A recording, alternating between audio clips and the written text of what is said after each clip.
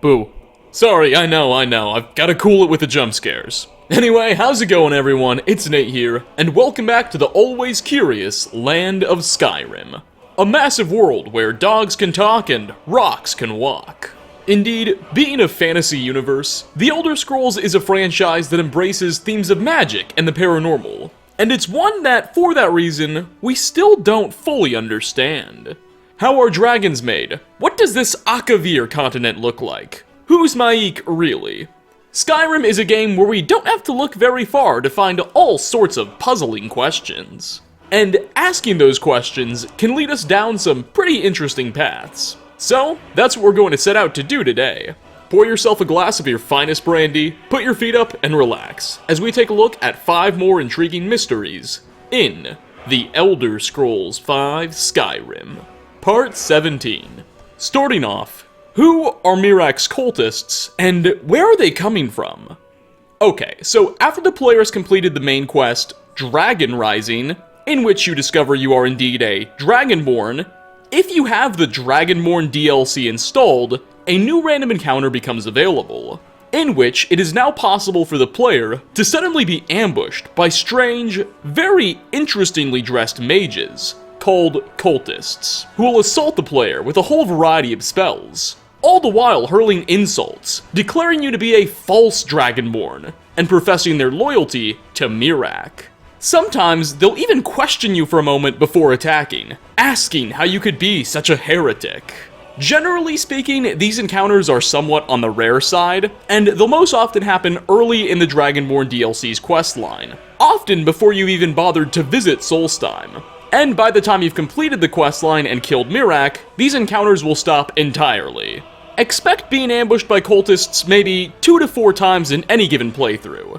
Really, they're just there to encourage you to go over to Solstheim. But aside from these possible encounters, we literally never run into cultist characters again. We don't find them at any of Miraak's shrines, they don't have camps on Solstheim, and we definitely don't run into these fellows in Apocrypha or anything. So, who are they exactly? How has Miraak cultivated a legion of followers from all the way in his prison in Oblivion? Well, we know for a fact that Miraak is able to directly mind control people, and effectively turn them into zombies. He does this by harnessing the power of the Allmaker stones, and effectively turning them into a conduit for his energy. All throughout Solstheim, at really any of the stones, or even his own temple, we can find people clearly zombified by Miraak's influence. But these cultists are different.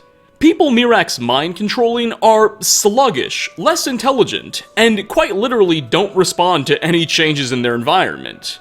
Whereas these cultists seem to have total control of their mental facilities. They're able to talk, respond to you, and their insults are pretty creative. These people aren't being mind-controlled in the same way. No, they're acting in their own free will. But why? How is Miraak able to convince so many people to join him? Especially from Apocrypha, where he shouldn't be able to communicate with the mortal realm, besides with those Allmaker stones we mentioned earlier. Well, as many have pointed out, the island of Solstheim, where Miraak's power seems to be most concentrated, is going through a very rough time by the time Skyrim takes place.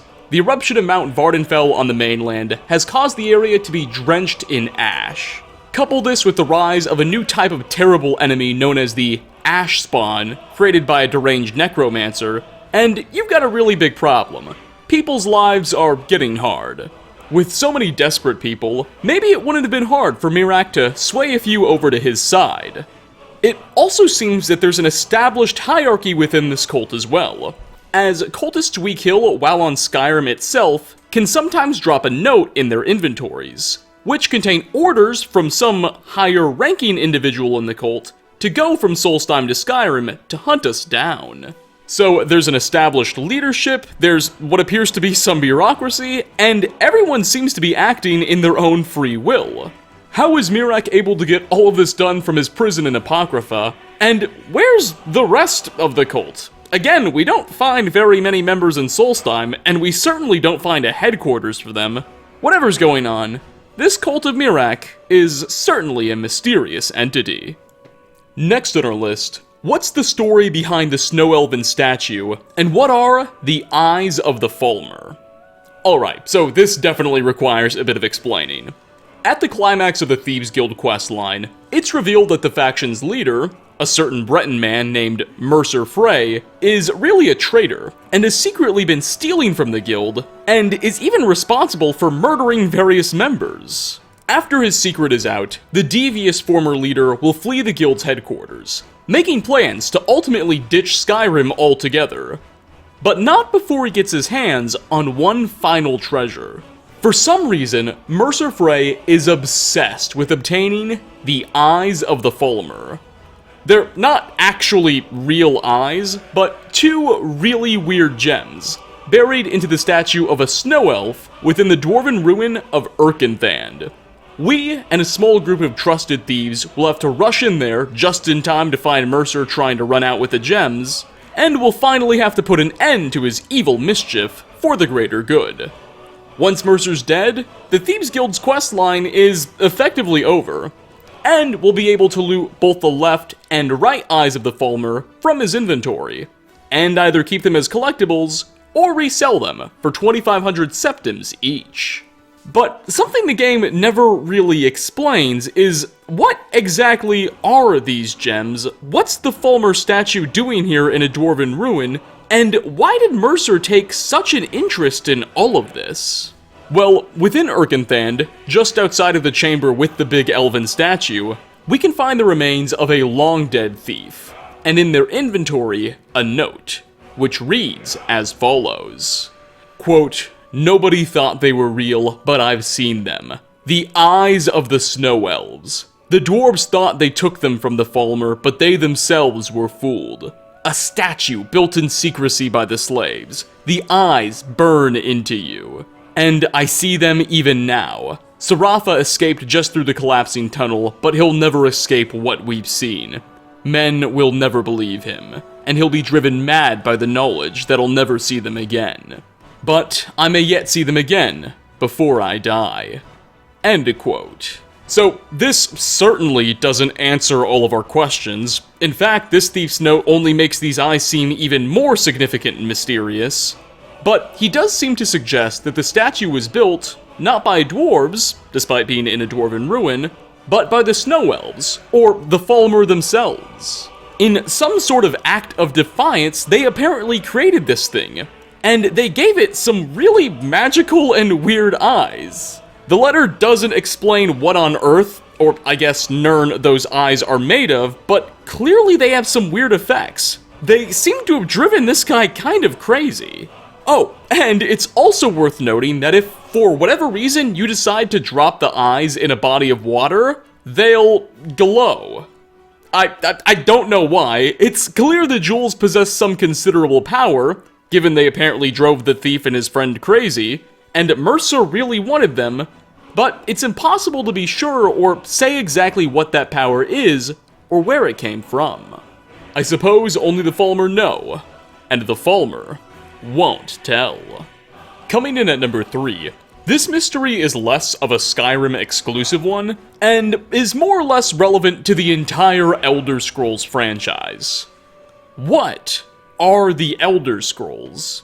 No, not the intellectual property or trademark name, the scrolls themselves. The big rings of paper so integral to the game's narrative, that the very franchise in which they exist are named after them. But what are these things made of? What's their origin, and how powerful are they? Well, simply put, the Elder Scrolls are weird.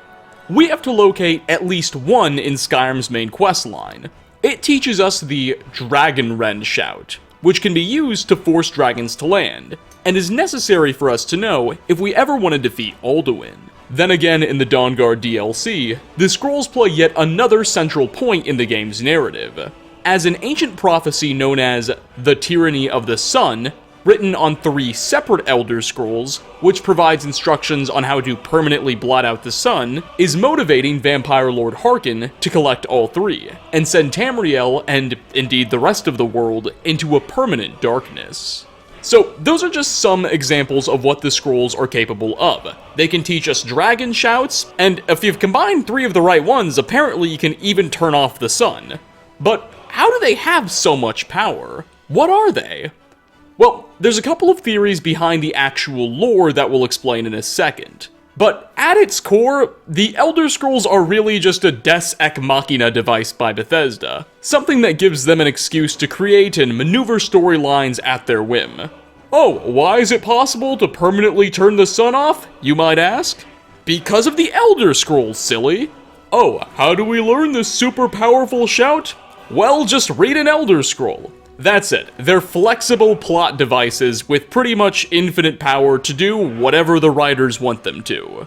That said, this doesn't necessarily mean there isn't some lore, history, and rules that dictate their existence. We know that the Elder Scrolls are incredibly dangerous to read with the naked eye, at least if you're a non-Dragonborn. We can open and look at the things just fine. But mere mortals have a tendency to go blind and crazy if they ever lay their eyes upon their text. We know the dwarves built an entire system of lenses and mirrors so that their civilization could study the scrolls without enduring any harm. And there's an order of men hailing from the Imperial City that are able to read some of the scrolls' content and remain sane, with the help of magical insects known as ancestor moths. Furthermore, the text the Elder Scrolls are written in is an unfamiliar language that we've yet to decipher. However, allegedly that language changes into whatever the reader is most familiar with over time. So, say you're fluent in English or the common tongue, you look at these weird squiggly lines, and slowly, they change into English. Or, I guess if Spanish hypothetically existed in the world of Skyrim, they could change into that. Notably though, the very same unfamiliar, strange language that we see on the Elder Scrolls originally can also be identified on the Eye of Magnus, a mysterious magical sphere that occupies a central role in the College of Winterhold's questline. It's said that Magnus is the god of magic and creation, and that Magnus, when creating the world as we know it, first had a set of magical blueprints. Some think that the Elder Scrolls themselves are those very blueprints.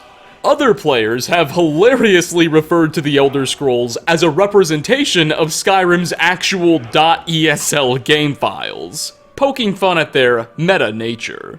At the end of the day though, if you're looking for any solid answers about these strange texts, well, you're probably going to be searching for quite a long time. For our fourth spot, we have the curious case of Jessica's wine. So this is a mystery that's not quite as significant as the very lore behind the Elder Scrolls themselves, for instance. However, it's still a strange subject. Within the gloomy town of Morthal, we can find a home belonging to two of the settlement's residents, Jorgen and his wife Lammy. And inside of this cabin, carefully hidden away, tucked behind a barrel, players can discover a unique item: Jessica's wine. Now, this is not a quest item. It's not marked as owned. Heck, there isn't even a character named Jessica in the entire game, let alone Morthal, let alone living with these people. And its stats are nothing special either, offering a measly 5 points worth of stamina when consumed, much less than the 15 points which is typical for wine. So what the heck is this item doing here? Alas, we have no idea. No characters talk about it, no quest markers lead us to it. It's weird. Thankfully, a look into the game's files may give us some answers, or at least get us a bit closer to them. Because Jessica's wine's item ID is associated with the quest Laid to Rest. Laid to Rest centers around the efforts of an evil vampire lord by the name of Movarth Piquine to turn the entire town of Morthal into fellow vampires and his thralls. By the time the events of Skyrim kick off, he's already infected a few of the town's women, who are now trying to seduce and enthrall unsuspecting male citizens. Once this conspiracy is revealed and we go to the Jarl, she'll send us, alongside an angry mob of the village's citizens, to storm Movarth's lair, and butcher the evil vampire to ensure he never realizes his goal. Once Movarth's dead, we report back to the Jarl, and the quest is completed.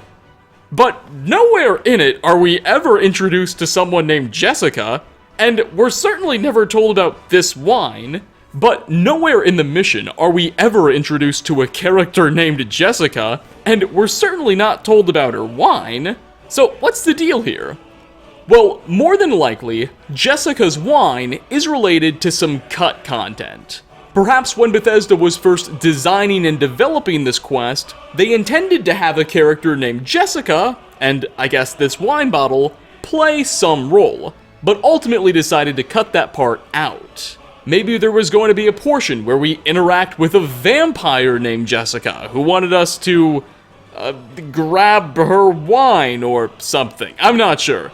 Given that it's hidden in the home of Jorgen and Lammy, maybe it's possible that Jorgen was having an affair with this hypothetical Jessica character. Or maybe this home was originally Jessica's, and Bethesda just gave it to Jorgen and Lammy once they decided to cut that part of the quest out. We'll probably never know for sure. But if you're ever in Morthal and looking for a quick, free drink, well, look no further than behind the barrel in this home. And finally, last on our list, the destruction of the Dark Brotherhood Sanctuary towards the climax of the faction's questline is perhaps one of the hardest-hitting emotional moments of the game. Countless characters we've spent countless hours getting to know are brutally cut down by the Penitus Oculatus. Aside from yourself, by the time the smoke is finally cleared, the Dark Brotherhood will have but 2 surviving full members. However, what if I were to tell you that someone may have seen this coming?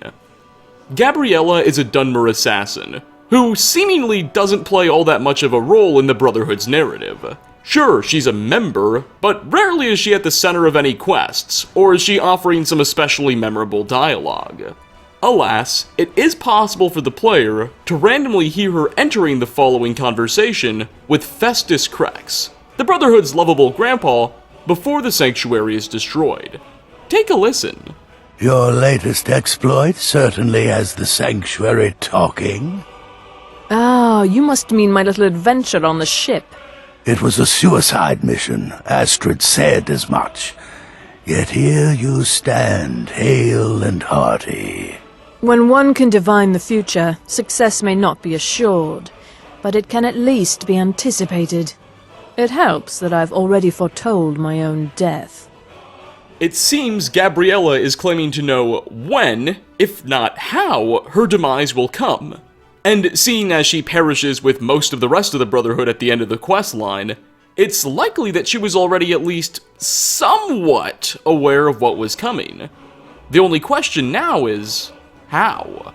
More than likely, she had some help from Olava the Feeble, a mysterious elderly woman in Whiterun, whom we know has the ability to see futures. Or at least kind of see vague parts of futures, and has strong ties to the Brotherhood. Should we complete a side objective earlier in the questline, we can actually have her give us a reading, but that's neither here nor there. It's quite probable that Olava's responsible for warning Gabriella of her impending doom, though we can't be sure. I suppose the only real question left to ask was, why wasn't anyone else warned? Come on, Olava. And with that, we are going to wrap up 5 more of the most pressing mysteries in or concerning the Elder Scrolls V Skyrim. Thanks for stopping by, everybody. Which of these curious conundrums captured your conscience the most? And what questions do you have about Skyrim? Heck, what theories and explanations do you have behind some of what we discussed? Leave a comment down below. As always, like ratings are very much appreciated. Again, thanks for watching, and I hope to catch you all in my next video. Peace out, everyone.